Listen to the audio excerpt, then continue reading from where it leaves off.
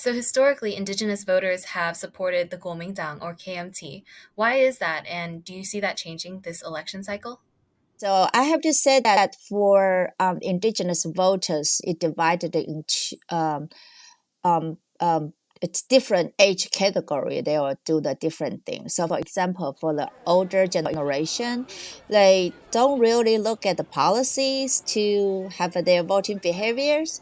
So they are pretty much go with the party they always been faithful. So, for example, like for the KMT, they probably got the majority vote of indigenous group populations.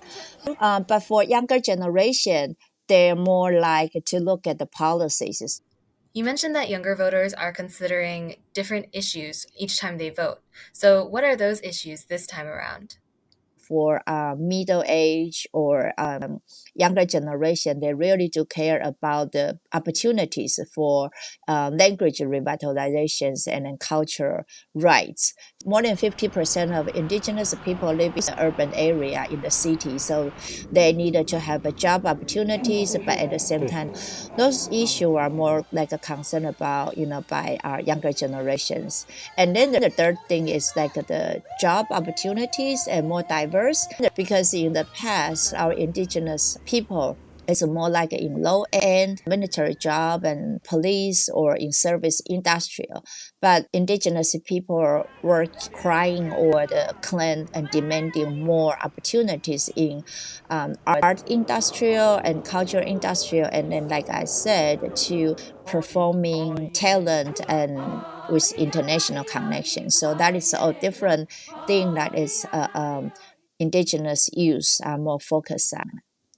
For the legislative seats, people registered with indigenous identity in Taiwan are allowed to vote for an indigenous legislator. And these seats are divided between High Mountains Indigenous and Low Plains Indigenous. Do you think this really represents indigenous people and indigenous voters in Taiwan? I also call that as kind of a segregation policies. So if you are indigenous, you can only for the indigenous candidates, or you want to run for indigenous candidate, you must to have registered status. So for example, if you want to be like in general role in general election district, you have to give up your indigenous status. So that is like you do not have your power or your right as a Taiwanese citizens. Most people also understand that it's false dichotomies and false category because that doesn't really represent where you come from or your tribal community or your indigenous nations. So for example, if you are Amis and then Amis can be like being categorized in high mountain indigenous and low plain indigenous. So that is totally wrong.